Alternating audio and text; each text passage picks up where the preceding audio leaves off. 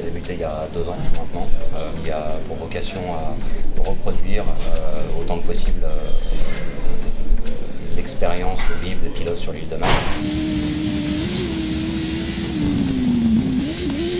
Le contenu principal de l'île de Man, ça a été très clair pour nous dès le début, ça a été à la fois le circuit lui-même, le tracé, tout ce qui est décor de l'île de Man, et donc on a reproduit l'île quasiment à la perfection.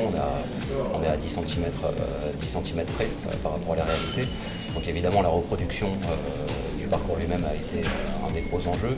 Le deuxième enjeu évidemment c'est le gameplay, c'est-à-dire la conduite. Ces deux choses-là ensemble vont nous permettre en fait de reproduire l'expérience que vivent les pilotes sur l'île de Man, qui est une expérience très particulière comparée à du MotoGP par exemple.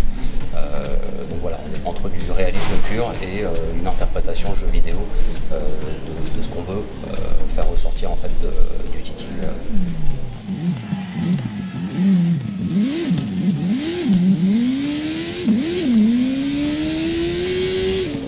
L'idée principale était de retranscrire le circuit à l'identique pour que simplement les joueurs puissent s'immerger dessus, retranscrire les vraies sensations que chaque joueur pourrait avoir sur une course comme celle-ci, qui est quand même une course assez, je dirais, assez épique.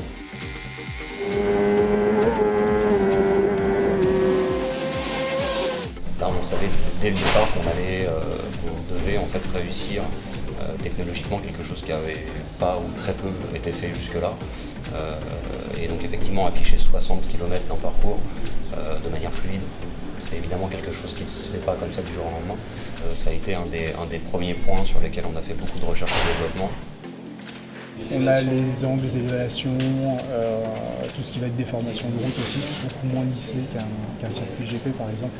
Donc là on retrouve vraiment toutes les différentes bosses qu'il peut y avoir, les trous, toutes les aberrations, le fait d'avoir des routes qui sont plus ou moins étroites, voilà, on va retrouver tous ces détails-là. Il y a beaucoup de travail qui a été fait justement pour fluidifier l'affichage. On a un rendu qui est vraiment très bon, on a une vraie fluidité dans l'affichage, on n'a pas ce sentiment en fait de charger, décharger des choses, c'est-à-dire qu'on a vraiment l'impression en fait d'être sur un monde ouvert et de se balader sur l'île de Man de manière complètement libre. Donc oui, ça a été un gros challenge, mais le rendu final en termes de réalisme est extrêmement convaincant. Alors, avant même de parler outils, ça a surtout été un gros repérage qu'on a fait directement sur l'île, donc avec beaucoup de prises photos, tout ce qui va être hotspot, tous les lieux reconnus et connus, que ce soit spectateur ou pilote du TT. Alors on a utilisé une technologie en particulier qui est le laser scan. Voilà, c'est ça qui nous permet d'atteindre cette précision en termes de reproduction. On utilise toutes les données cartographiques disponibles, ce qui nous permet vraiment d'atteindre un niveau de réalisme assez excellent.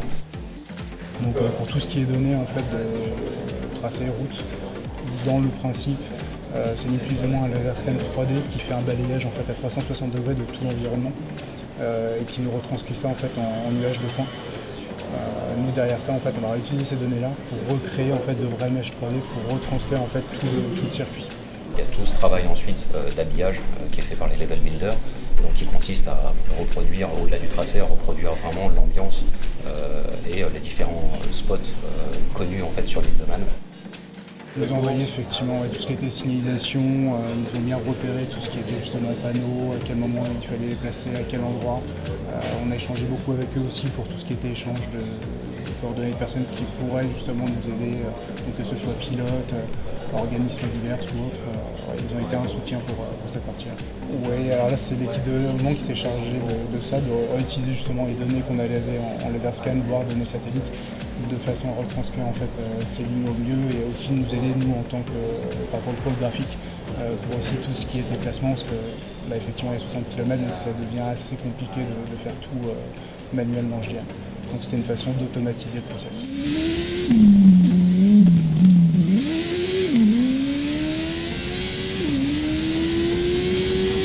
Parler de challenge, évidemment le challenge ça a été la reproduction de l'île de Man elle-même.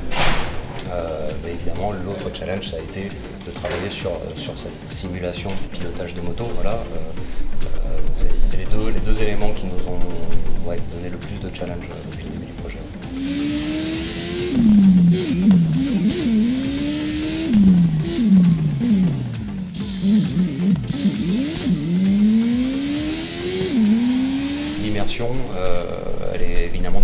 lié à la sensation de vitesse.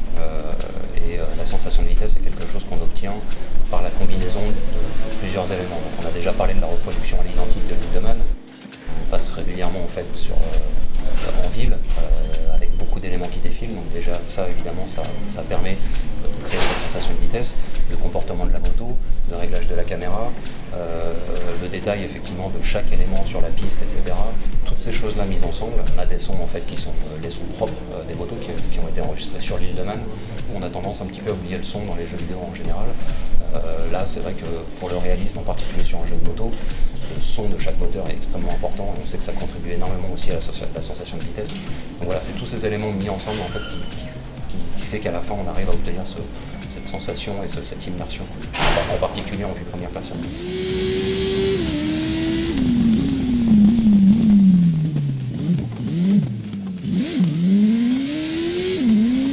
On a fait appel à quelques consultants justement qui ont pu essayer le jeu, qui ont pu nous dire en fait voilà, est-ce qu'on était dans le vrai ou non par rapport au tracé, par rapport à la dyna aussi de la moto, tous les petits repères qu'ils ont en tant que pilote.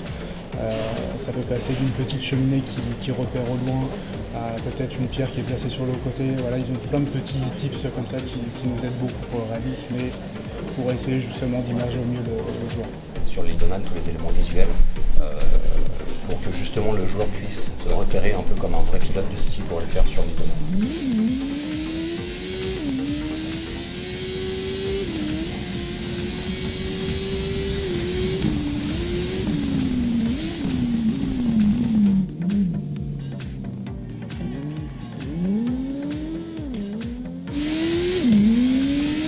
On a de nombreux pilotes du TT qui ont eu effectivement un rôle de consulting pour nous, qui nous ont aidés un petit peu à atteindre cette authenticité. Et de manière plus particulière, on est en contact avec des pilotes français qui ont fait le TT à plusieurs reprises, qui nous aident très régulièrement à la fois sur le comportement de la moto, mais aussi sur tous les éléments en fait sur Lindemann, tous les éléments visuels, pour que justement le joueur puisse se repérer un peu comme un vrai pilote de ce qu'il pourrait le faire sur Lindemann.